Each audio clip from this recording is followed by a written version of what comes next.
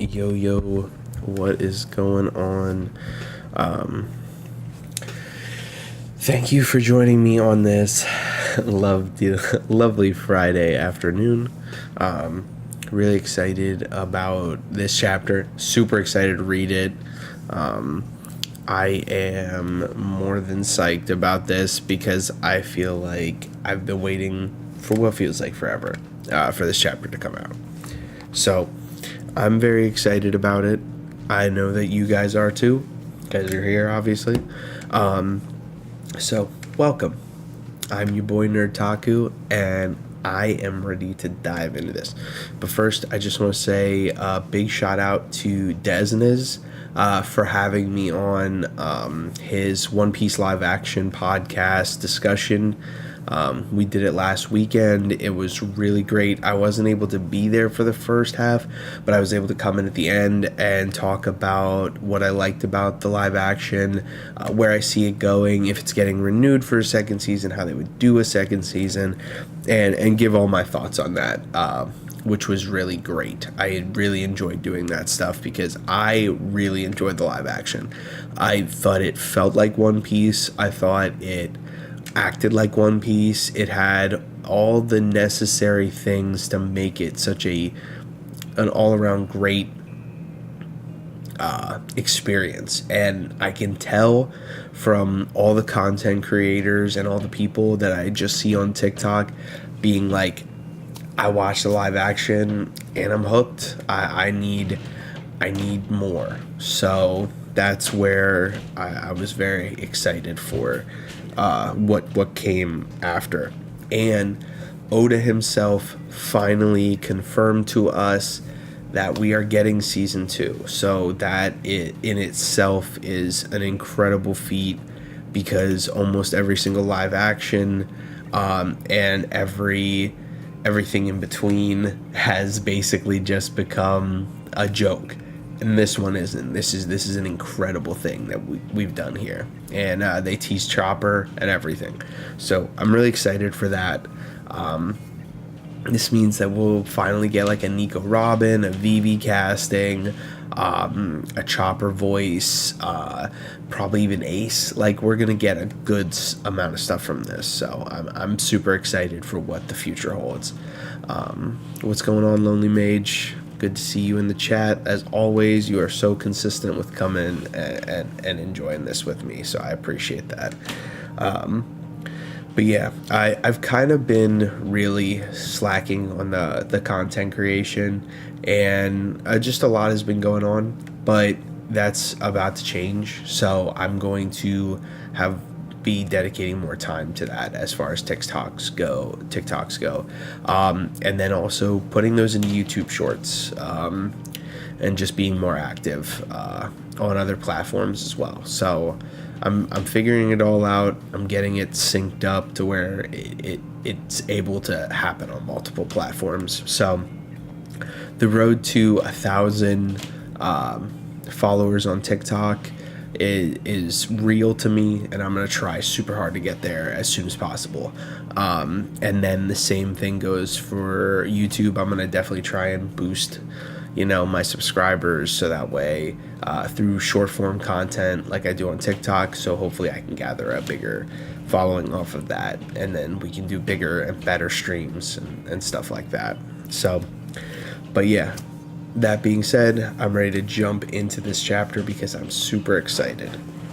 Alright, so we got One Piece chapter 1092. It is titled Tyrant Kuma's Rampage Through the Holy Land. And we have a really awesome cover request. Jinbei swimming with the aid of massive remoras that are trying to cozy up to him.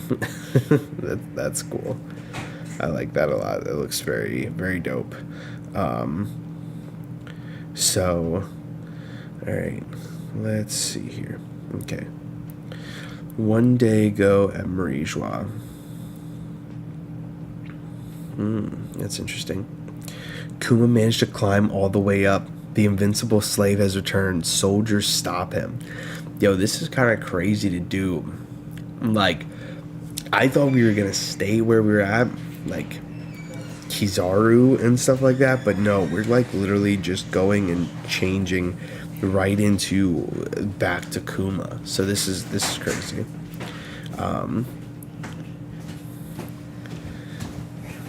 Let's see here. Okay, so we have Kuma being chained up. He's trying to go somewhere. Okay. Wow. Okay, so he still has his devil fruit. Alright. There he is. Who is it? Wait, who is he attacking? This is kind of crazy.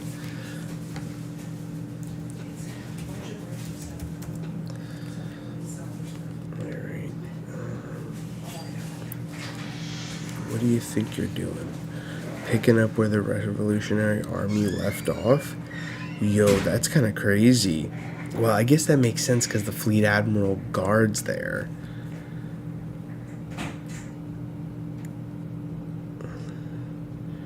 The damage you've done here is unprecedented, Kuma. Fleet Admiral Sakazuki. Yo, one of the Celestial Dragons really kicks him in the head. You miserable excuse for a guard. Akainu, I wanted lobster for dinner last night, and they told me it was out of stock. Oh, yeah, that's right. Because the Revolutionary Army destroyed, like, all of their harvests and everything and all those food storage. This has never happened before.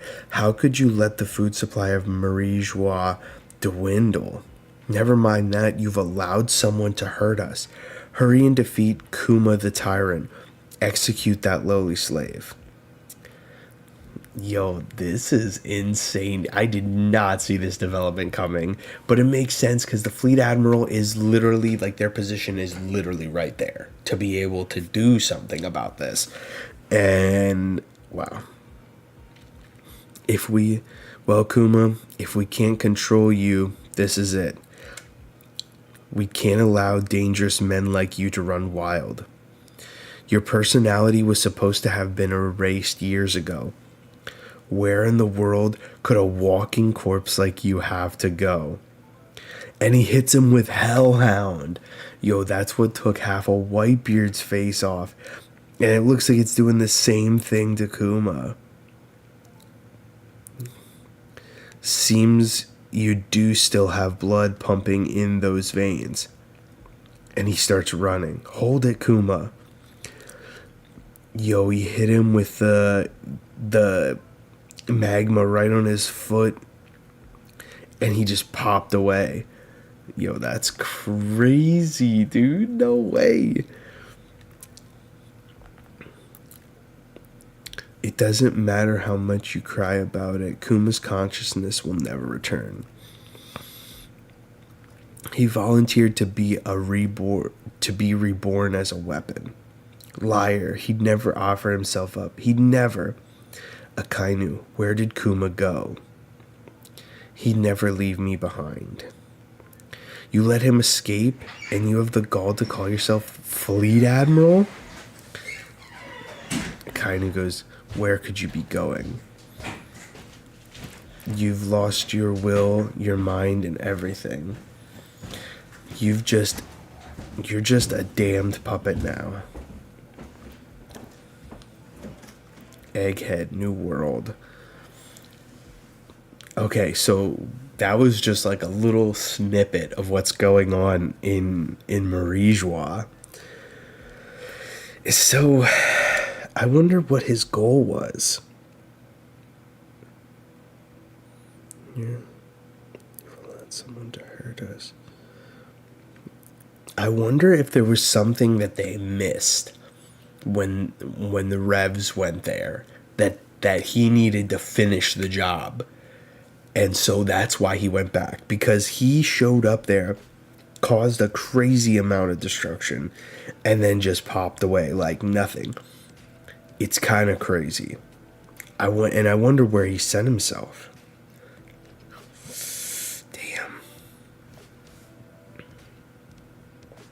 That's crazy.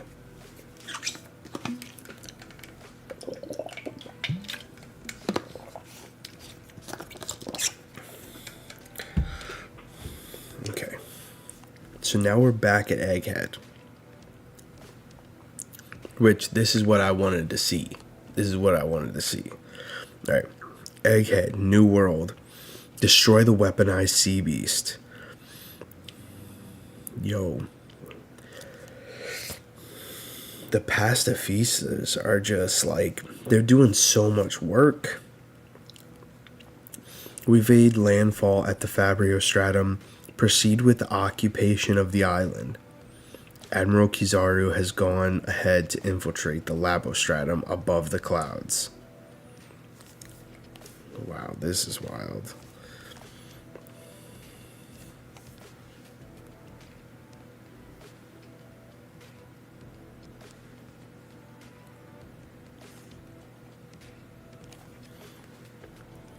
Okay,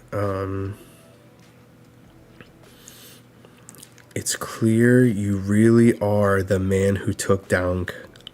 No way. Yo, this is kind of crazy. Why did he go for that? That is so... That's kind of downplay. I mean, the power scalers are gonna lose their mind over this. Like, this is crazy. You're a tough one, and yet I have to wonder why a pirate like you would want to protect Vegapunk. Right back at you. Why do you want to kill Apple Gramps? Yo. Once? Yo, and he disappeared. Huh? What? How far did he fly? It's not like I want to kill him. I've known Vegapunk for a long time, you know. Now please, don't get in the way. After all, speed is power. Yo, he's going mad hard. That's cool. Yo. Vega Force 1 is finally finished. The giant robot mankind has always dreamed of. Oh, so he was aiming at him to take it out. If you remember how Kuma's teleportation works, when the person reaches their destination, it leaves a paw-shaped crater. We didn't see one at the red line. Perhaps the red line is an obstacle for him. I would agree with that, but if you have his power, couldn't you just pop yourself up there? And, like, I feel like if he was angling himself off of the new Kamabaka queendom, whichever, he would have angled himself to make it to the top. I don't know if that's even, like, I would imagine that's so possible, though, because when he does it to the Straw Hats, he literally, like, they are up high in the air. So, I don't know. It seems like he had a reason for making it public, and maybe that's just like something that he wanted to do, was make it a public thing, so that way big news would have to publish a paper on it and make it this big thing. So that's pretty crazy. But Kizaru doing that, yo, he hit it so hard that he hit the laser grid. That's insane. Luffy. Frankie Bonnie run. Mega Force 1 is going to. Yo, that's crazy. Damn it. The 01 was our dream robot. I'm not letting this slide. Is the Sunny alright? Straw Hat got blown away. Kizaru, you scum. You've gotten a... He wasn't going to Mirage while he was going beyond that, but the... Kizaru is not enjoying himself today. Yeah, no, he's not. I would love to see this animated just because normally he talks very slow and like nonchalant, but I feel like in this case he's be talking like normal. You've gotten quite a bit taller, Bonnie. Kids these days sure do grow up fast.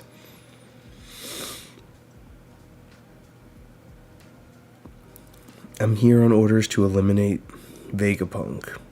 You have it out for him, right? Don't get in the way. Let's just say I realize that the person I should be targeting is someone else.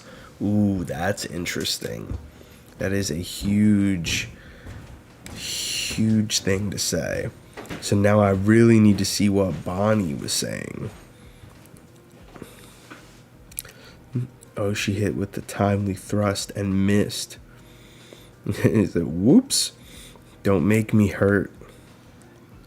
Please don't make me hurt more old friends than I have two for this mission. Yo, he really was like, you ever been kicked in the head by at light speed? Yo, he literally just brought the fucking boot to the back of her head. Watch out, he's behind you. Yo, he launched Bonnie too. Kizaru, you bastard. Take this. Radical. What? Where'd he go? He disappeared. Oh no, the Stella's in danger. Hey, control room. Usopp. The Labo Stratton control room. Everything okay? Frankie, we just heard a huge bang. Eureka, we've cracked the code. Really? Take that, York. Huh? You bastards did it? Damn geniuses. Yo, that's crazy. She's like, fucking smart people. How could they? Frankie, we can disable the barrier. Has the Vega Force 01 carried our ship to the back of the island? No, your escape plan has failed, Vegapunk. I'm afraid your dream robot is far out of reach after what I did to it.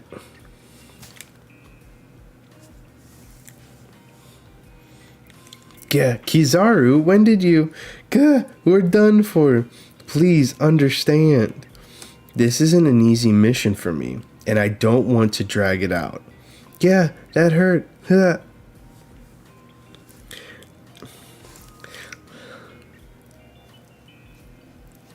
that really hurt. Man, it really burns. Yo, what? There you are. This is...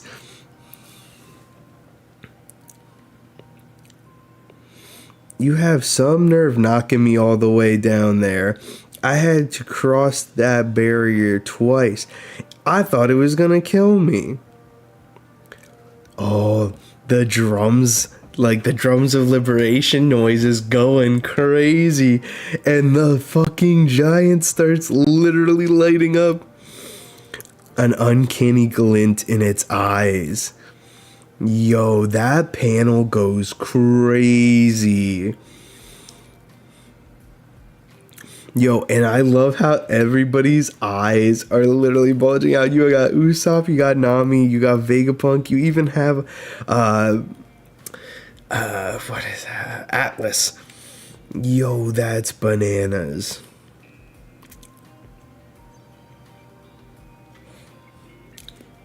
Yo, that's so cool though.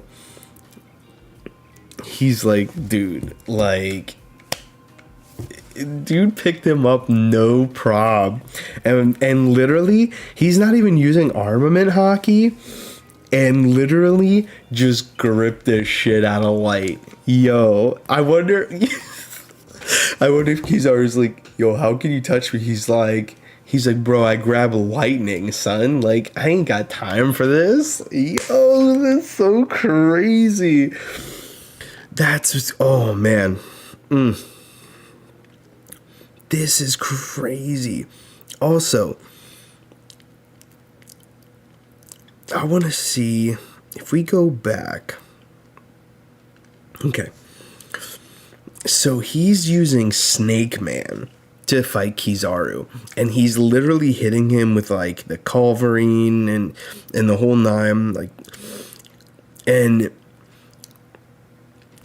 the fact that Kizaru is acknowledging Luffy's strength is awesome. Like, that's so cool to me. That part, like, makes me really excited. Because he's like, it's clear you really are the one man who took down Kaido. You're a tough one. Like, that whole thing is cool. I also love the way that Luffy looks like, excuse me. I love the way that Luffy looks here because literally in this panel you can see like 4 different arms in Snake Man. And like it's almost similar to how in Bound Man when he does the Gatling, it's like his fucking like arms multiply and he's got 6 and he's just like going crazy. Like this to me is almost like that. It's like that imagination manipulation that he's doing that is just so amazing. And I also like it because this really, I just rewatched Film Red. And it's like that moment where he goes Bound Man, but then he like shrinks down to Snake Man. And then when he's doing his thing, it's literally like he's almost hitting that transformation to the Gear 5. So it's like he's almost between. And that's why I think it's so cool that this is happening. And the way that it looks, because like you kind of see how his hair looks, and his hair looks like he's getting over into that realm, and so I love that a lot. And then the fact like the fact that he disappears within an instant, which like that to me is like, yo, you have to like be able to like keep up. Like, that observation should be there to be able to see where he headed. Like, in my personal opinion. Like, this just might be one of those times where he's not really focusing on it as much when he should be.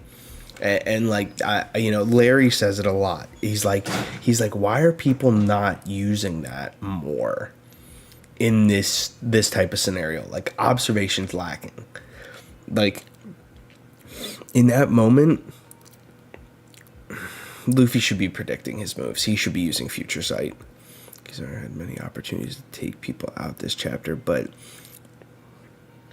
he's laser focused on the main objectives, but is doing it reluctantly. Yeah, I agree. I think that, yes, Kizaru is about the mission. Yes, he's like doing things properly because he's going over things. And he's doing it with a purpose. Like, when he hit Luffy, he was saying, okay, I need to put Luffy through Vega Force 1 and make sure that they can't use it. Which he did. He did a laser focused job. But it was kind of crazy because he went like so far out. He's literally probably above where the Gorosei is. He's that far out. And literally went and just like turned into pure light and just shot back through the dome and just blitzed Luffy. And then, yeah, that hit is crazy.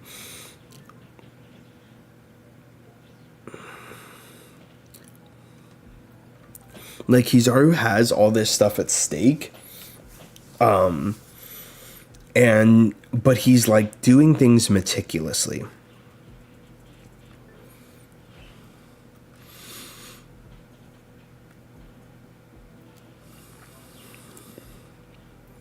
I wonder, the fact that he also launched Bonnie like straight out and it hit. You know what? If you're right, Lonely, then that means that most likely Kuma had one thing to do, and that was rampage a little bit in Marie-Joie to cause a distraction or to make things worse for the Celestial Dragons. But if he was aiming to go over the red line, it would make sense.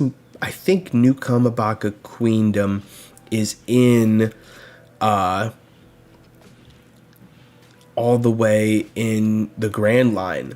So if he was heading to the New World, it would kind of make sense that he aimed for the red line and then had to climb it and then launched himself further. But it's the fact that he rampaged there first that makes me wonder what the objective was at Marie-Joie before heading further. Because this, to me, may have even been a thing that he was heading to Egghead. So this is really interesting. And I hope, honestly, I really wanted Dragon to show up at Marie-Joie when Akainu was fighting Kuma and, like, stop him. And then be like, we're not doing this here. And then, like, left. That would have been cool. But Bonnie got, like, blasted out of the grid, too. So I'm just wondering if, excuse me. She is a devil fruit, too. So if she hits the water, she's sinking. So I hope there's someone out there catching her. It'd be actually really cool if, like, Law and Beppo caught her on their way back. That would be cool. I would have also liked to see the radical beam and how it works on Kizaru. Observation hockey is largely emphasized as a narrative tool far more than its use for combat utility. The only time on Egghead where Luffy used Future Sight was just before the police Kuma appeared. Yeah, the Puma. But, like, the thing is, it shouldn't be. It should be used as more of a combat utility, because the only reason why observation is so good and Future Sight is so good is because of using it in combat. Like, that is where things would go, especially if you're against someone who's light and is speed. Future Sight is the perfect counter if you can see far enough ahead against someone whose whole thing is speed. So, like, if you're gonna have someone who is that fast, like when Luffy was fighting Kaido, he was using Future Sight and was still being speed blitzed by Kaido because Kaido's just that fast. Like, Kizaru could do the same thing, but I feel like if your Haki blooms, which is something that Luffy is known for in the heat of the moment, and has probably gone up levels from fighting Kaido, he should be able to keep up with Kizaru on some level, or at least be on par with him, because I'd imagine that if you're using Future Sight to predict the movement of someone who is that fast, you're probably just keeping up enough to actually block their incoming move or whatever. So, like, it makes more sense to use it for combat utility in this sense. But, I'm just saying, from, like, a power scalar standpoint, it's like, come on, Luffy, like, you know these things. Use them. They are all arsenals in your tool belt. One thing that I really would have liked to see was just, like, maybe a flash to where Sanji and Lucci are. Sanji, Lucci, and Zoro. Another thing that would have been cool is when Kizaru showed up into the building where the Straw Hats were. That means Kaku's in there in a bubble.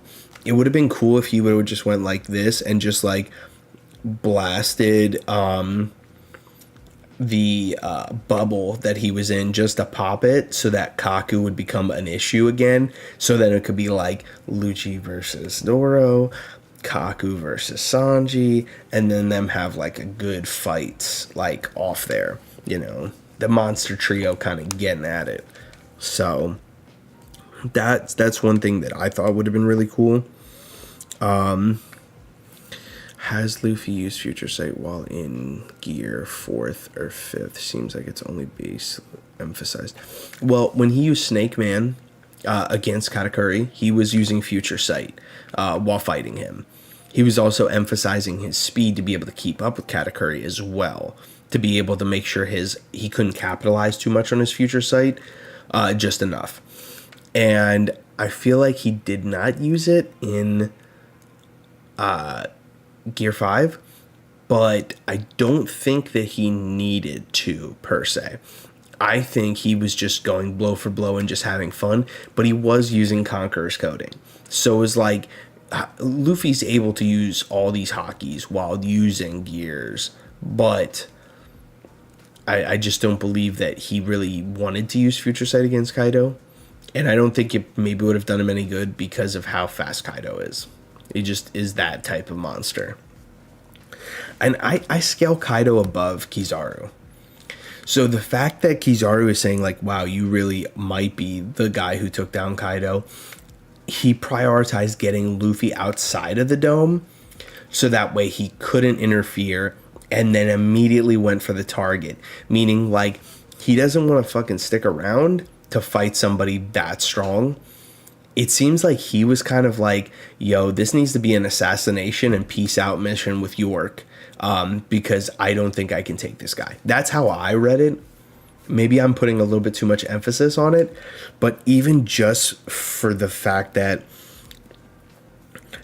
he was being so calculated in those moments of being like, okay, you really are this strong. All right, now I know what I need to do. I need to hit you through Vega Force 1 to destroy Vega Force 1, but also send you flying outside the Frontier Dome, so that way we're good.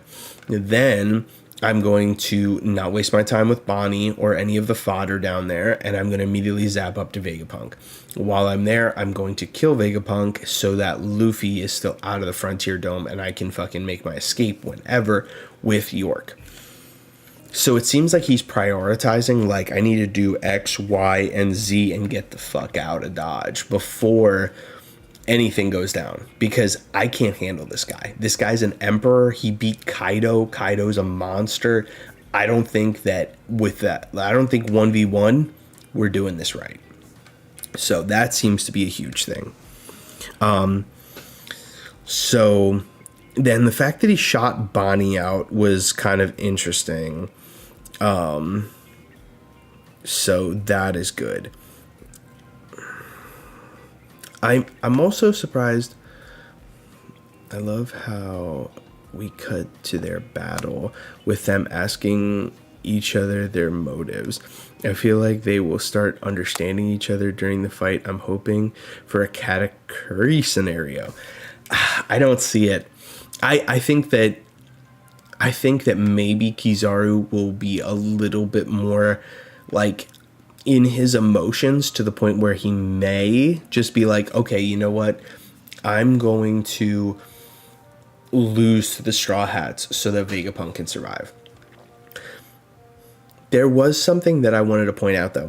He was right in front of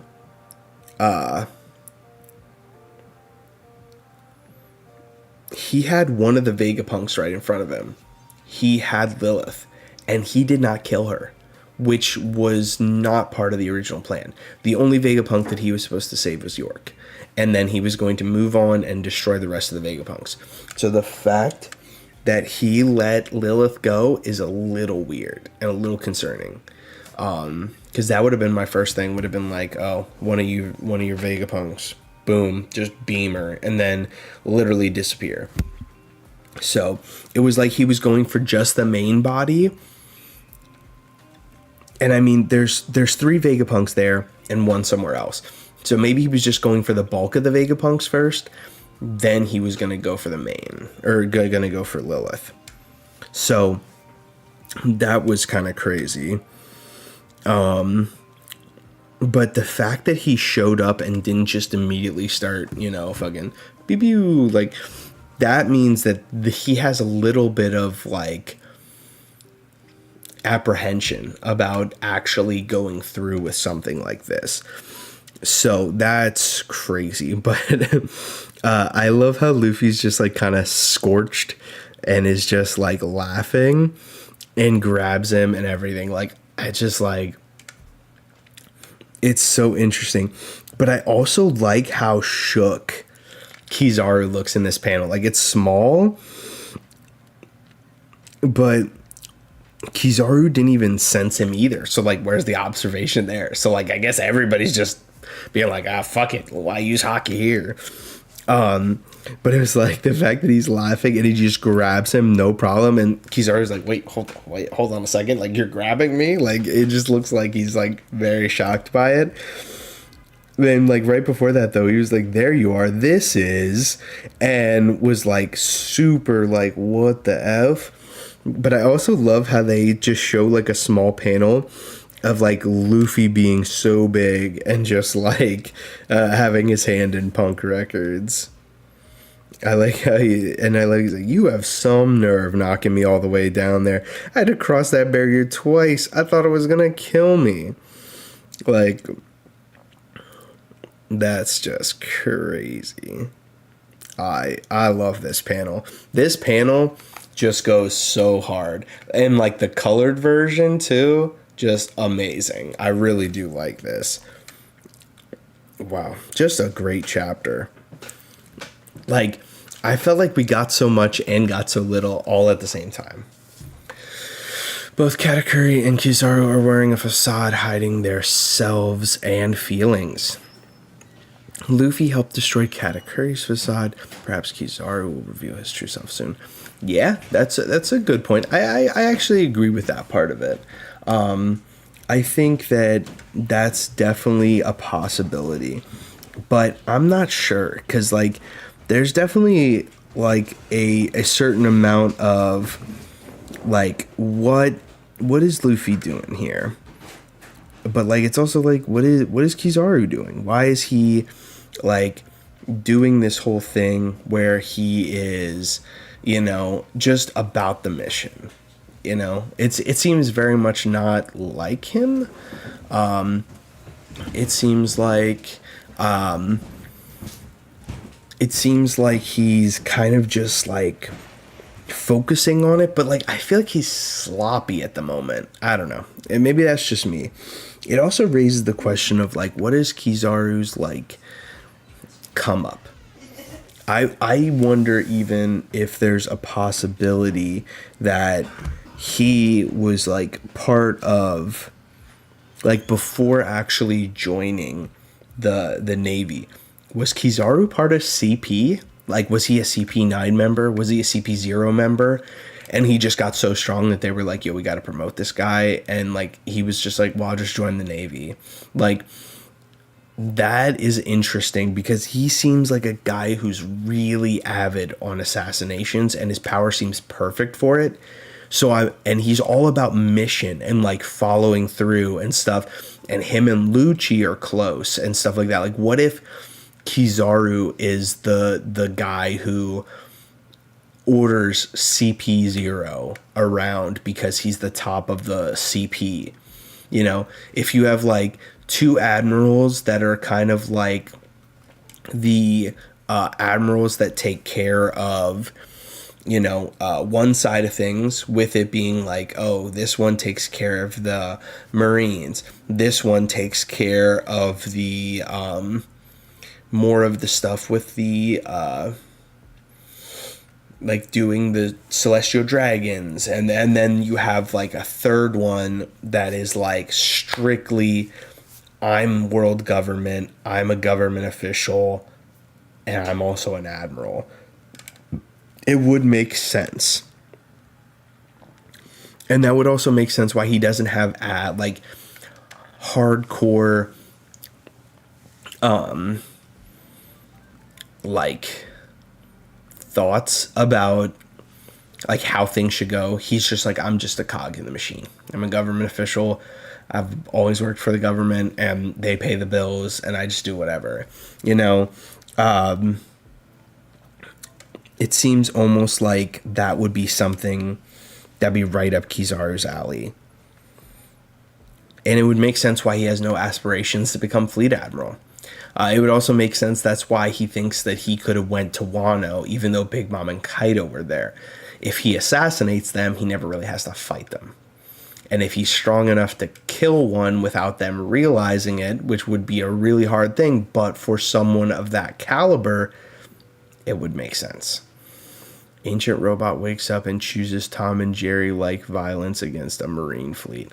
Yeah, I would love to see it, to be honest. I think if that ancient robot wakes up and literally like digs out of the ground and just starts destroying all the warships, that would be fucking dope. I would love that. I really would. So overall, this chapter is fire. I loved it all. It had like really great moments.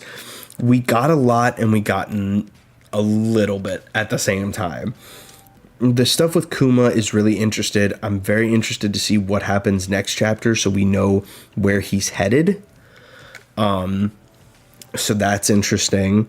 And I like that Akainu was the one that showed up because that's exactly where the fleet admiral should be, is right there positioned to be able to stop an invasion of Marijois, which makes me wonder why him and the other two admirals were not all just like going and destroying the Revolutionary Army.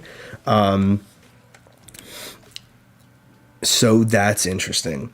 I like how we thought that things were swayed. All right, Lonely, I will see you later, man. Have a good one. I'm about to wrap up myself. So I love how we see the sea beasts like basically get destroyed, get fucked up. And we're like, damn, dude, like the pacifistas switch sides. The sea beasts are totaled. Sentomaru's down. Like, what is going to happen here? Because like these chips are now stacked in one's favor. You have vice admirals, 9 of them. You got a huge fleet of 100 ships. They maybe took out a few. Then you have Kizaru already doing work. They made landfall already, the Marines. You know, it's really swaying in the favor of the Marines. How do we even that playing field?